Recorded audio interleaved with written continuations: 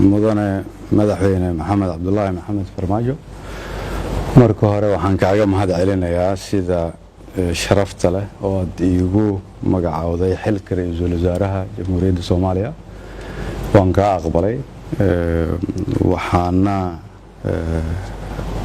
aad ugu faraxsanahay in aan anigoo dadkayga iyo dalkayga iyo waajibkay saaran ka shaqayn doono inaan kula shaqayn doono si hufan oo habsami leh waa ogahay inuu yahay xil aad u adag waa ogahay wadanku inuu joogo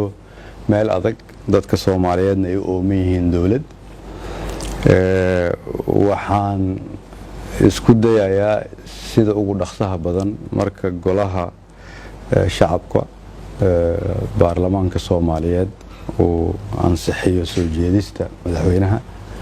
inaan sida ugu dhaqsaha badan ku soo magacaabo dawlad ka turjumaysa shacabka Soomaaliyeed iyo hadafyada madaxweynuhu uu balbalaariyay anigoo la tashan doona guddoonka baarlamaanka iyo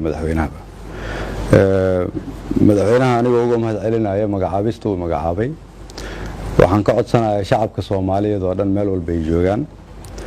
inay nagu siiyaan gacan sidii aan waajibkaan u gudan lahayn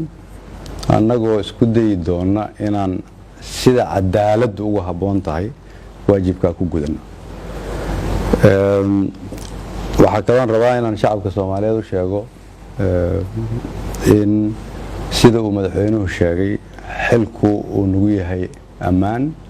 ammaanadaasna aan sugi doono ilaahayna waxaan ka rajaynaynaa inuu nagu garab galo waxaan isku dayi doonaa sida ugu dhaqsaha badan kadib ansixinta golaha shacabka inaan soo dhisno dawlad ka turjumaysa shacabka oo dhan shacabka Soomaaliyeed waxaan la qaybsan doonaa khibradeyda waxaan ka soo shaqeeyay meelo badan oo ay ka mid yihiin hay'ado kala duwan local iyo international